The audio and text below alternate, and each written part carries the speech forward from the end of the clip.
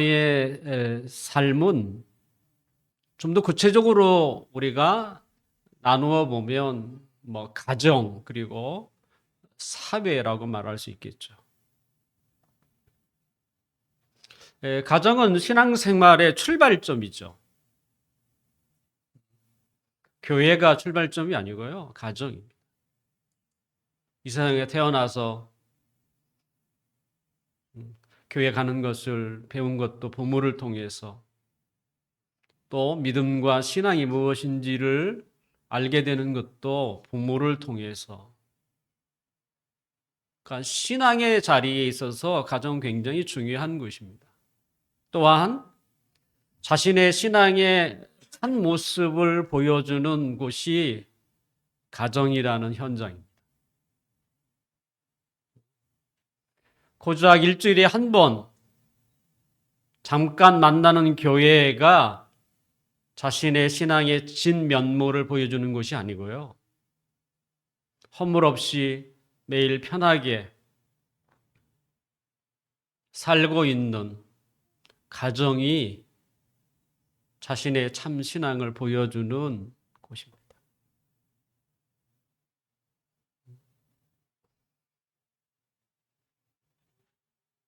지금 우리는 매우 복잡하고 다양한 사회를 살고 있죠. 그런데 사도 바울이 사역을 했던 당시 그 사회는 굉장히 지금에 비하면 너무나 단순하고 단순한 사회였습니다. 과연 사회라는 것이 있는가라고 착각할 만큼. 그래서 당시의 사회 생활, 그때는 회사라는 게 없잖아요. 당시의 사회 생활이라는 이 사회 질서를 우리가 보게 된다면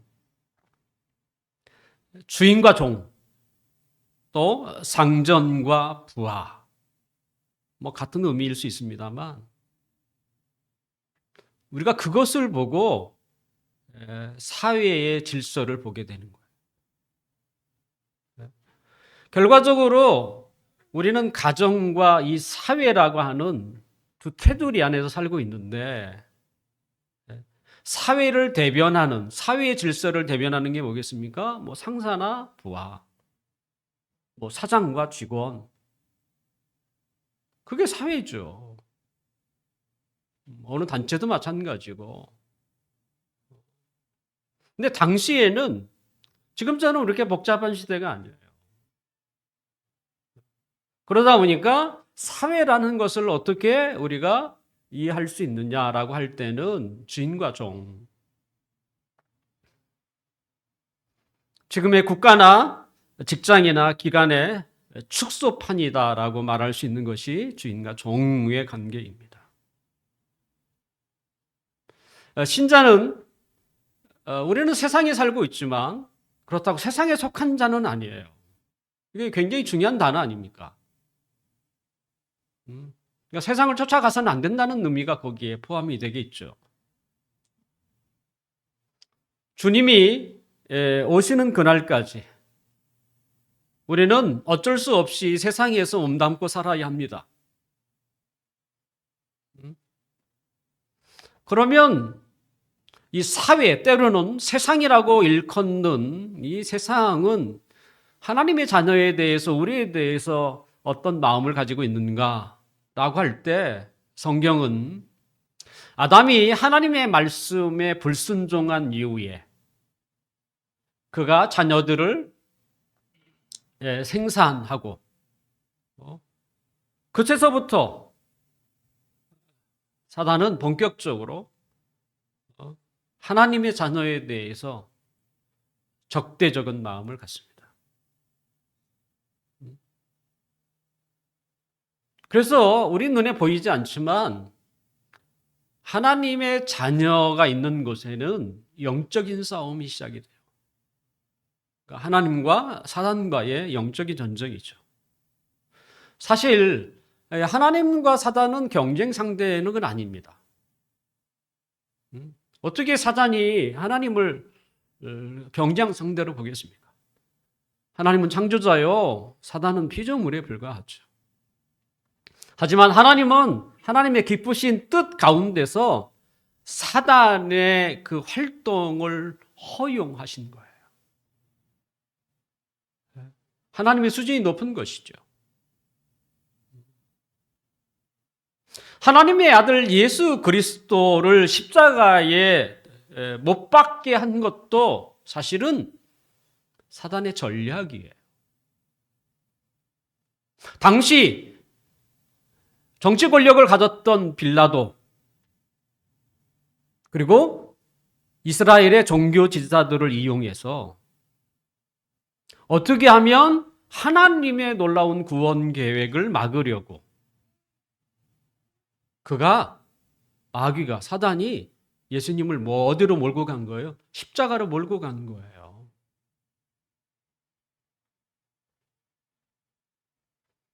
가인이 믿음의 사람 그의 동생 아벨을 특별한 이유 없이 죽인 것처럼 하나님의 아들 예수 그리스도를 십자가에 죽임으로써 사단은 자신의 승리로 생각했던 거예요. 하지만 하나님은 일명 고단선입니까? 이런 사단의 전략을 통해서 궁극적으로 하나님의 뜻을 이루신 것이죠. 그게 십자가의 사건입니다. 죽음을 이기기 위해서 죽음의 자리에 들어가는, 누구도 생각지 못한, 우리 옛날에 호랑이를 잡기 위해서는 호랑이 굴에 들어가야 한다는, 그게 쉽지만은 않지만 그 전략을 누가 쓰신 거예요? 하나님이 쓰신 거예요. 그러니 사단이 아무리 인간보다 뛰어난다고 할지라도 어떻게 그것을 파악할 수 있었겠습니까? 그러므로 세상은, 또는 사회는 하나님의 자녀에 대해서, 신자에 대해서 여전히 적대적인 마음을 갖습니다. 자, 그렇다고 해서 우리가 세상을 떠나 살 수는 없잖아요. 왜냐하면 신자로서 우리의 진짜의 모습은 어디서 나타나요? 이 세상에서 나타나요. 교회가 아니에요. 교회는 신자의 그 모습을 이렇게 누구나 쉽게 느끼는 것이 아니에요. 우리의 존재의 참된 가치는 이 어두운 세상, 때로는 냄새나는 세상. 비로소 그 자리에 있을 때에 신자는 돋보이는 거예요. 그래서 예수님께서도 하나님의 자녀를 일컬어서 너희는 교회의 소금이요 교회의 빛이라 말씀하지 않았어요. 너희는 세상의 소금이요 너희는 세상의 빛이라 말씀하신 거예요.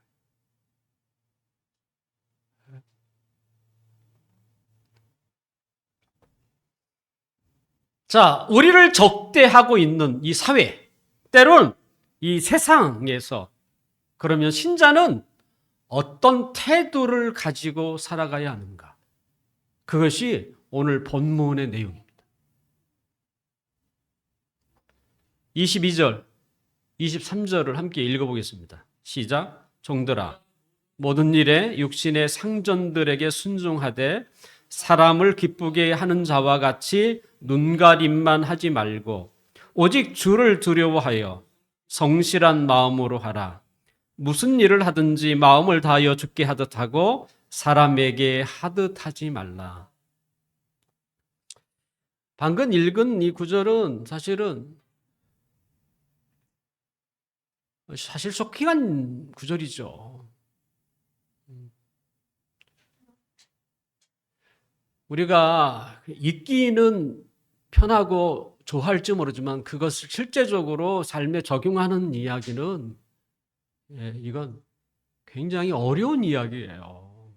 읽기는 좋죠. 모든 일을 성실한 마음으로 하고 무슨 일을 하든지 마음을 다하여 죽게 하듯 하라. 이게 얼마나 멋지고 아름다워. 근데 실제 현장에서 그게 이렇게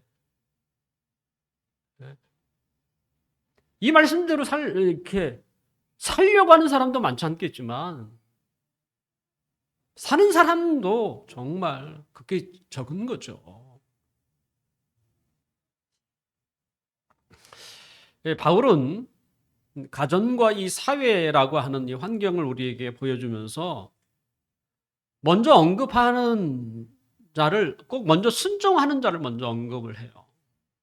뭐 아내더라, 때로는 자녀더라. 그러니까 부모보다도 자녀가 먼저 소개되고 여기도 상전보다는 종이 먼저 소개되어 있습니다. 성경에서도 종에 대한 이야기는 많이 있습니다. 그러니까 우리나라의 조선시대 1910년 한일 합방 이전으로 우리가 생각한다면 그 조선시대 아닙니까? 조선 말기. 근데 조선시대에도 여전히 뭐 종이 있었어요. 먼 이야기가 아닙니다. 그리고 세계사에서도 근대에까지, 근대가 19세기 1800년 우리가 너무나 잘 아는 링컨 대통령이 노예 해방령을 선포한 때가 1860년대예요. 조선시대. 그렇게 오래된 이야기가 아니에요. 여전히 그 시대에는 노예가 있었고 종이 있었어요. 무슨 몇천 년 전의 이야기를 얘기하는 게 아니고 성경을 통해서 보면 하나님은 종이나 노예 제도를 기뻐하지는 않습니다. 자유를 억압당하고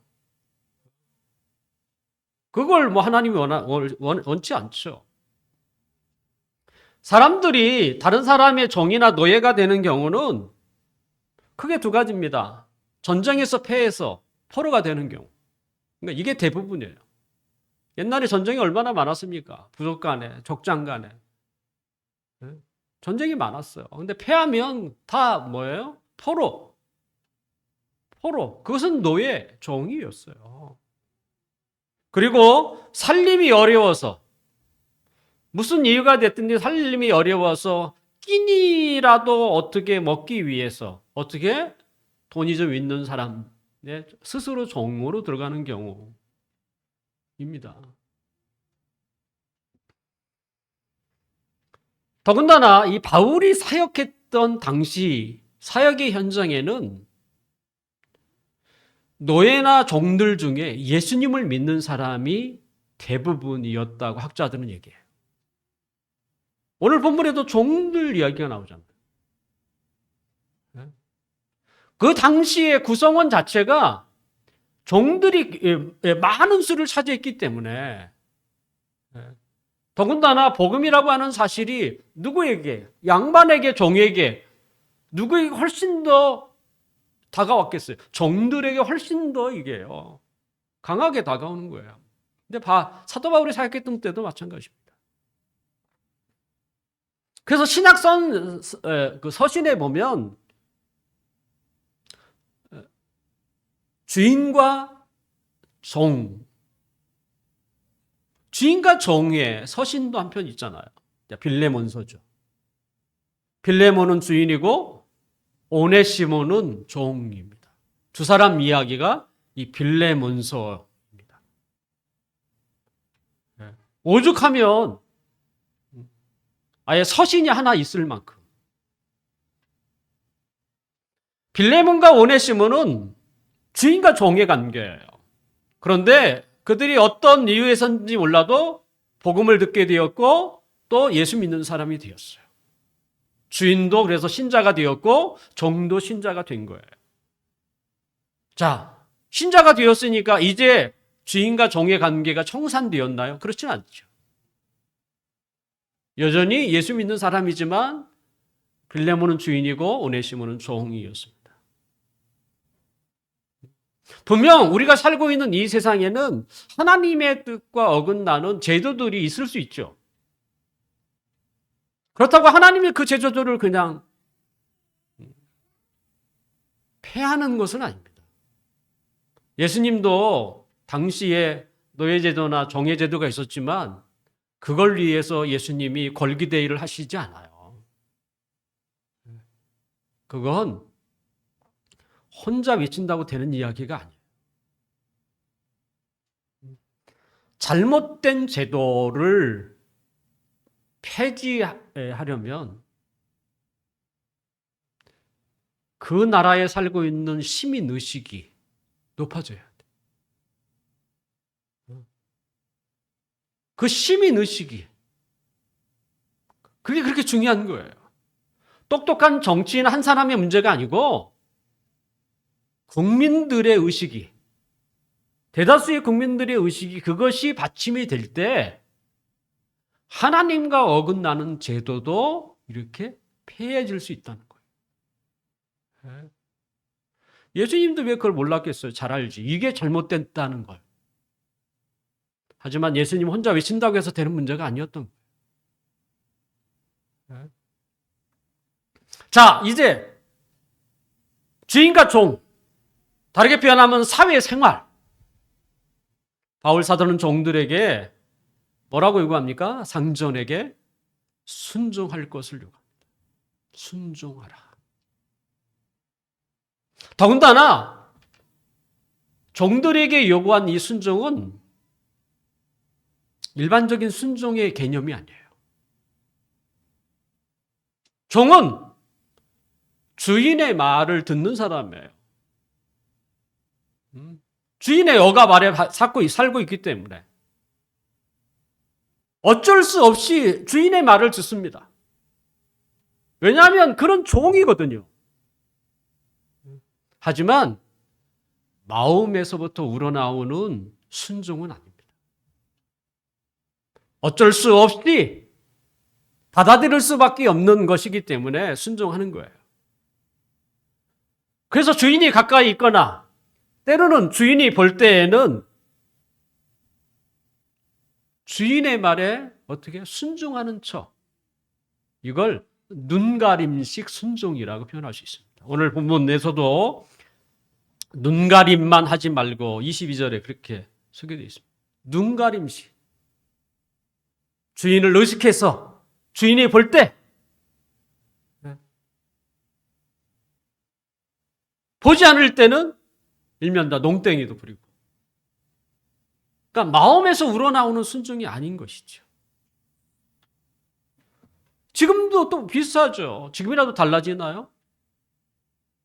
남 밑에서 있는 사람들은 여전히 주인을 의식하고 주인이 없을 때와 있을 때는 큰 차이가 있죠. 과연 주인의 눈치를 보지 않고 성실하고 진심하게 일할 수 있는 자가 얼마나 되겠습니까? 바울이 종들에게 권면했던 이것은요, 눈가림식 순종이 아니에요. 말 그대로 자발적이고 마음으로 하는 순종이라는 것이죠. 그러니까 다른 거예요.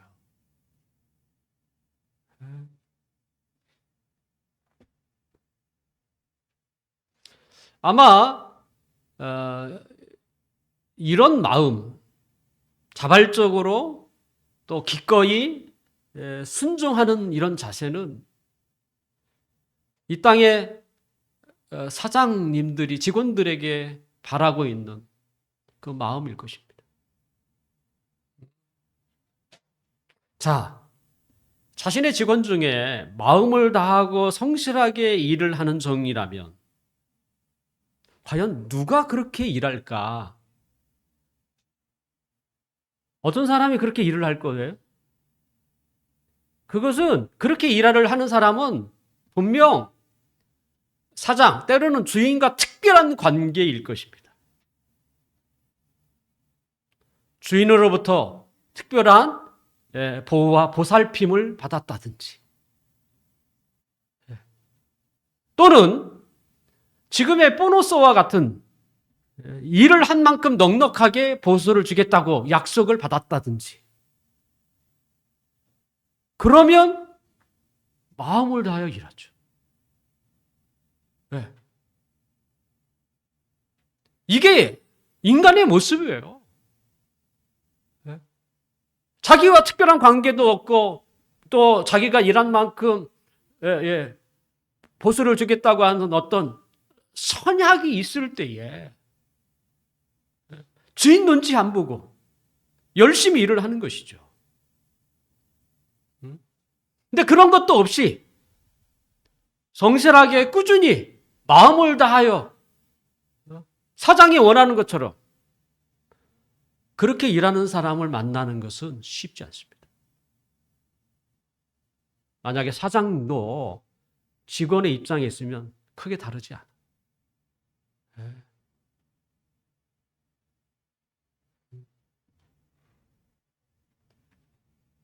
사도 바울은 종들에게 너무 과분한 것을 요구하고 있나요? 마음을 다하고 주인 눈치만 보지 말고 성실하게 순종하라. 일하라는 얘기죠, 사실은. 사도 바울도 무조건 그렇게 일하라고 말하지 않습니다. 그렇게 막무가내로 바울은 종들에게 말하지 않습니다.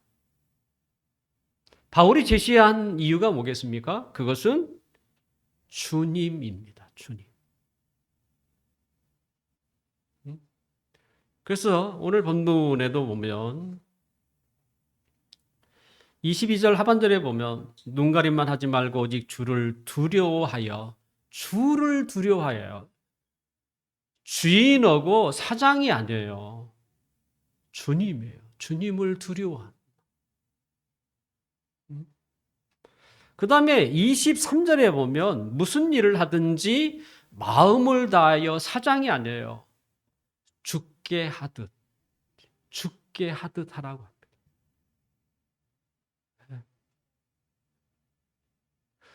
주님과 특별한 관계이기 때문에 그렇게 하라는 것입니다.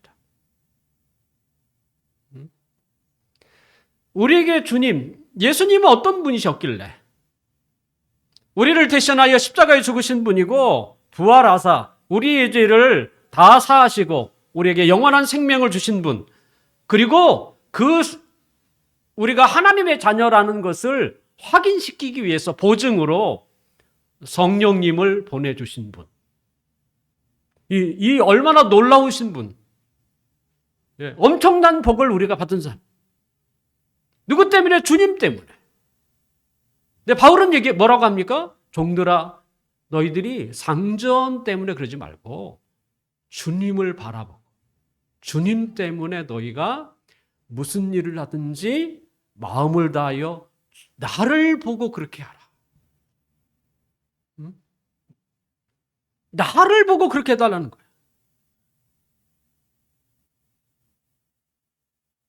사도 베드로는 베드로전서 2장 18절에 보면 선하고 관용하는 상전, 주인.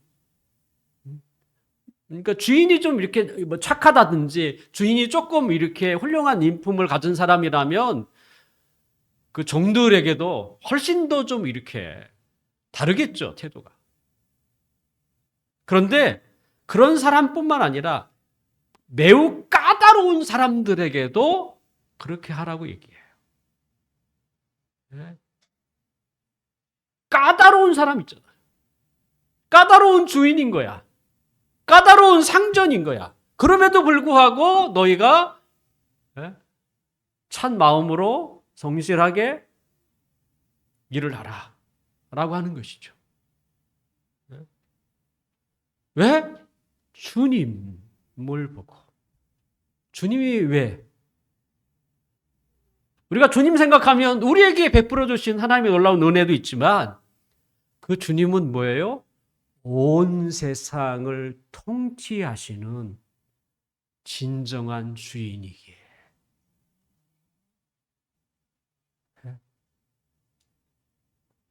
그거예요.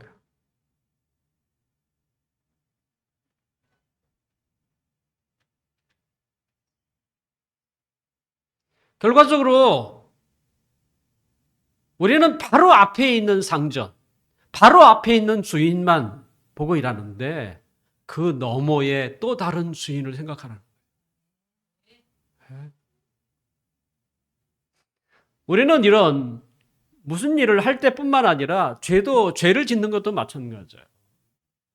내가 누군가에게 죄를 범했을 때는 그 사람에게만 죄를 범하는 게 아니에요. 그것은 국가에게도 죄를 범하는 거잖아요. 그래서 경찰이 오는 거잖아요. 근데 국가에게만 죄를 범하는 거 아니라 또 있어요. 하나님께도 죄를 범하는 거예요. 이게 같이 연결되어 있는 거예요. 왜냐하면 그 죄를 제일 먼저 말했던 분이 누구예요? 하나님이시기 때문에. 그래서 내가 그 사람만 풀면 다 그렇지 않습니다. 다 얽혀져 있어요. 그 사람과 나름대로 타협을 봤다고 해도 국가가 그 사실을 알면 제재를 가해요. 하물며 보이지 않는 하나님께서도 그거를 하나님이 기억하고 계신다는 거야. 추궁하고 계신다는 거야. 그러니까 죄도 그렇지만 어떻게 해요? 우리가 다른 사람 아래서 때로는 그 권위 아래에서 있을 때의 우리의 태도도 뭐예요? 똑같이 반영된다는 거야. 하나님, 우리의 이 세상에 온 세상의 최종 주인이신 하나님도 거기에 관련되어 있다는 거예요. 결과적으로 종을 향하여 상전에게 마음을 다하여 성실하게 일을 하라고 말씀하시는 그 하나님은 온 세상의 통치자이시기 때문에 그렇게 말씀하신 것이고, 뿐만 아니라 예수님이 나를 위하여 십자가에 죽으셨다는 특별한 관계를 맺고 있기 때문에 우리에게 그렇게 말씀하시는 거예요. 이 두 가지 이유가 우리로 하여금 무슨 일을 하든지 주님께 하듯 마음을 다하여 성실하게 일하라고 말씀하고 있는 것입니다. 지금 우리는 사회생활을 이야기하고 있어요. 얼마나 성경의 수준이 높습니까?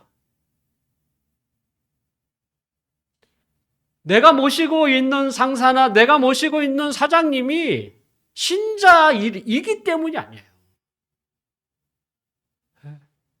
그럼에도 불구하고 내가 주께 대하듯 성실하게 눈가림씩 순종이 아니고 마음을 다하여 일을 하라.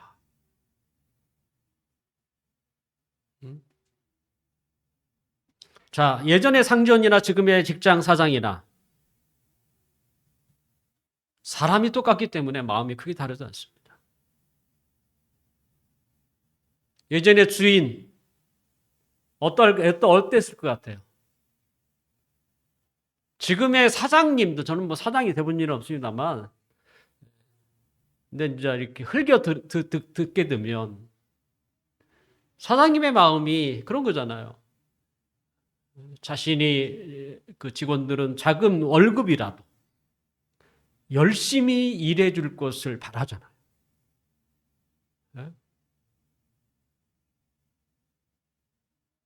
아마 뭐 대부분의 사장님들은 아마 그런 마음을 품고 계실 거라고 생각이 돼요. 그런데 누가 그런 그 상전의 생각대로 그 마음대로 해주겠습니까? 누구나가 자기가 일한 만큼 받고 싶은 거예요. 자기는 열심히 일했는데 그래서 그에 합당한 그 수고를 받지 못하고 도리어 사장님에게 간다면 누가 마음을 다하여 일을 하게 할 마음이 생기겠습니까? 사람은 누구나 일한 만큼 받아야 합니다. 그것이 당연한 것이고 상식 아닙니까? 예수님도 우리에게 지금 일을 요구하시잖아요. 마음을 다하라. 성실하게 일하라. 나를 보고 일하라. 이게 끝인가요? 그렇지 않습니다. 예수님도 뭐예요? 일한 거에 대한 보상을 하시는 분이세요. 자, 오늘 본문 24절과 25절 함께 읽어볼까요? 시작. 이는 기업의 상을 주께 받을 줄 아나니 너희는 주 그리스도를 섬기느니라. 불의를 행하는 자는 불의의 보응을 받으리니 주는 사람을 외모로 취하심이 없느니라. 이 방금 읽었던 이 구절은 주님을 위하여 일하면 주님이 보상하겠다는 얘기예요.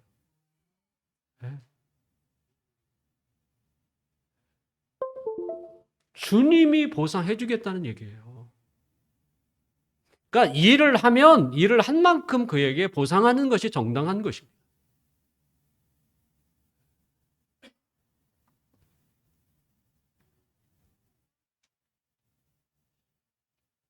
분명 우리가 열심히 일을 하면 더군다나 자신의 산관에 눈치 보지 않고 성실하게 마음을 다하여 진심으로 일을 하면 상전이 기뻐 좋아하죠. 그리고 뭐 좋아할 뿐만 아니라 거기에 상응하는 일의 보수를 주기도 합니다. 근데 문제는 뭡니까? 반드시 그렇지는 않다는 거예요. 인간이 본성 자체가 악하기 때문에 남의 것을 내가 그저 덜 줘야만 내게 더 커지거든요. 먼 이국 땅에서 오직 돈을 벌기 위해서 굳은 일을 마다하지 않고 몸에 병이 생길 만큼 열심히 일을 했는데도 불구하고 사장님이 자신의 약점을 붙잡아서 월급을 주지 않는, 월급을 갈취하는 사장님도 있다는 것입니다.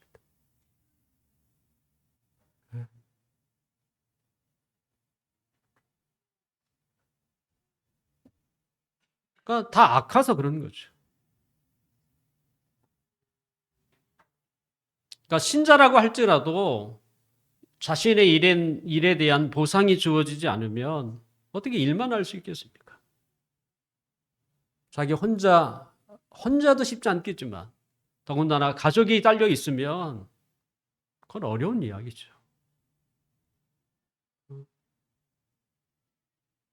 하지만 방금 읽었던 이 구절은 우리에게 정말 소망이 되는 거예요.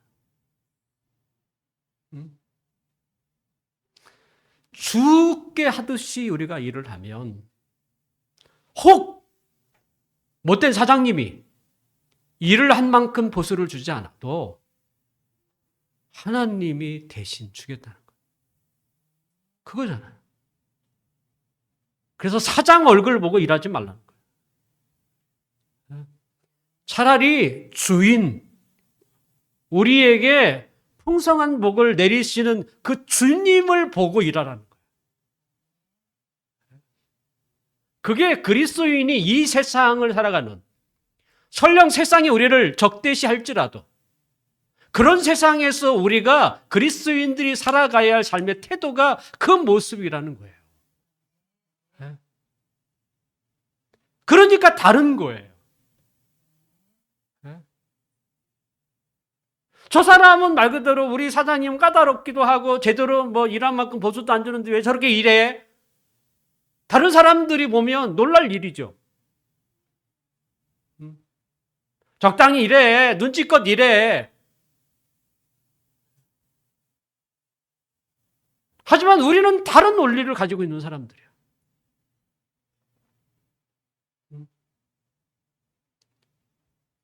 눈앞에 있는 사장이 아니고 그 뒤에 있는 주님을 바라보면서 내가 지금 주님의 일을 한다는 마음, 주를 위하여 이 일을 한다는 이 심정. 그러면 하나님이 그걸 보신다는 거예요. 그러기에 신자는요, 세상에 소금이고 빛이 되는 거예요.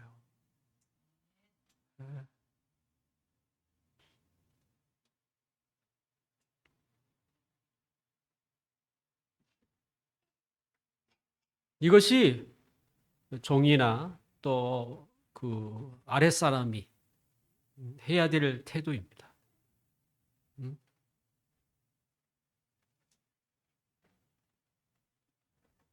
분명 저는 이렇게 일을 하는 것도 쉽지 않겠지만 그렇기 때문에 어떻게 해요?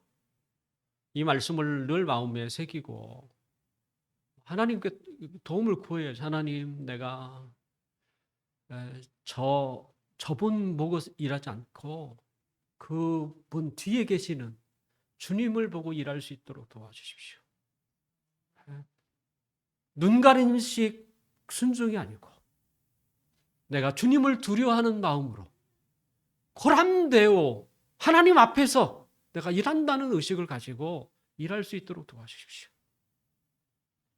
그러면 하나님이 우리를 도와줄 거라는 점 확신합니다.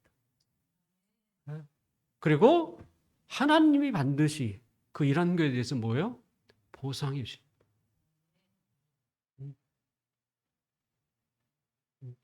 이 약속 우리가 믿어야 돼. 믿어야만 그 일을 할 수 있습니다. 그럴 때 비로소 우리의 모습은 진가가 어디에서요? 세상에서 아름답게 비춰지는 것이죠. 바라옵기는 이 자리에 모인 우리 모든 성도들이 그와 같은 마음으로 무엇을 하든지 무슨 일을 하든지 죽게 하듯 할 수 있기를 주님의 이름으로 축원합니다. 자, 바울은 종에 대한 이야기가 중요하기 때문에 많이 다루고 그러면 또 한 사람 남았잖아요. 주인이죠. 상전에 대한 이야기도 해야죠. 자, 상전은 어떻게 합니까? 똑같죠. 똑같은 의미가 적용됩니다. 4장 1절.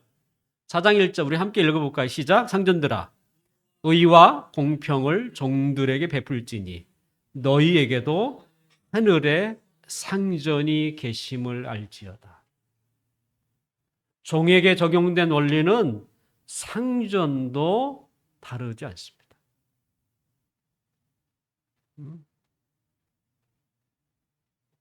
이 땅의 상전이나 주인도 자신의 역할이 있습니다.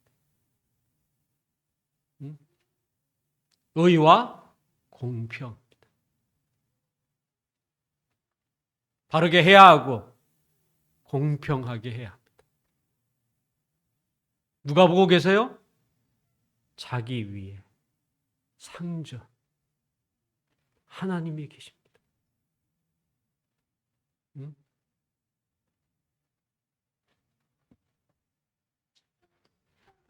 그래서 종이나 상전이나 불의를 행하는 자는 하나님은 불의로 그를 대하십니다. 그리고 바르게 한 자는 하나님이 그를 바르게 대하시는 거예요. 하나님은 사람을 외모로 그를 보시지 않습니다.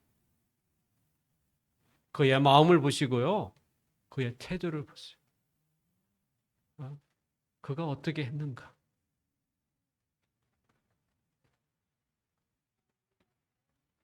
이제 말씀을 마치려고 합니다. 신자는 하나님을 믿는 사람이잖아요. 그리고 신자는 하나님을 인정하는 자잖아요.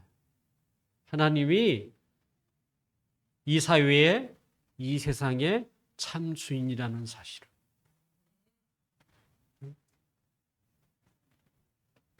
하나님은 온 세상의 통치자일 뿐만 아니라 우리를 위해 그 아들을 십자가에 죽기까지 우리를 사랑하신 분입니다.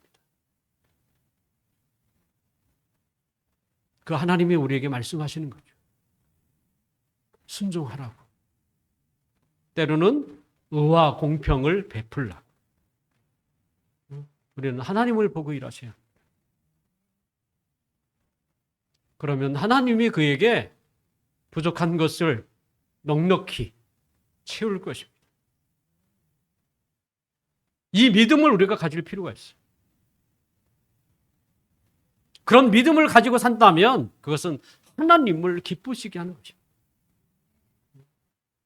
분명 지금 당장은 아닐 수 있습니다. 하지만 그 믿음을 가지고 있어야 돼요. 히브리서 11장 6절에 보면 하나님께 나아가는 자는 반드시 그가 계신 것과 그가 자기를 찾는 자들에게 상 주시는 이심을 믿어야 할지라고 했어요. 이걸 믿으라는 거예요. 이 믿음 없이는 하나님을 기쁘시게 할 수 없다는 것이죠. 우리가 이 사회 속에서, 이 세상 속에서 살아갈 때에 살아가는 태도와 정신은 너무나 간단한 것입니다. 하나님 보고 일하자.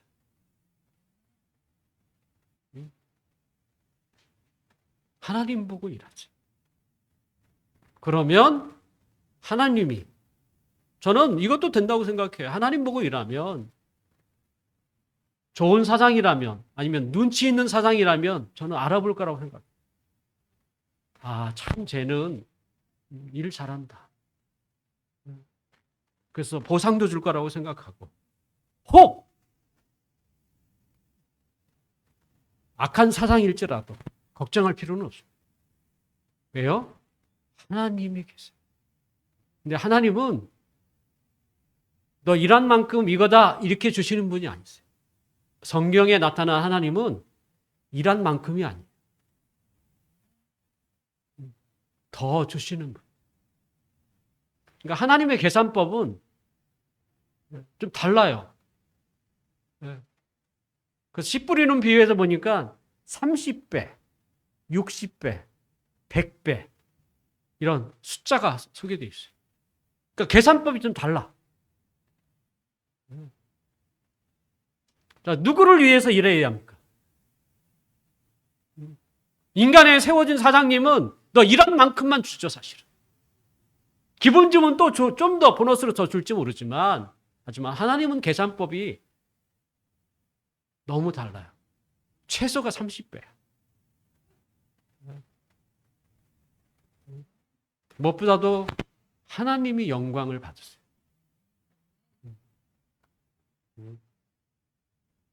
사랑하는 성도 여러분, 우리는 하나님의 자녀로서 이 세상에 살아가는 동안 죽게 하듯이 그런 마음을 가지고 살아야 하고, 그리고 결과적으로 누구를 위하여? 하나님을 위해서죠. 하나님을 위하여 살아서 우리를 통해서 하나님의 이름이 존귀하게 되고 우리를 통해서 하나님의 영광을 크게 받으시는 놀라운 축복이 우리에게 있기를 주님의 이름으로 축원합니다. 기도하겠습니다. 아버지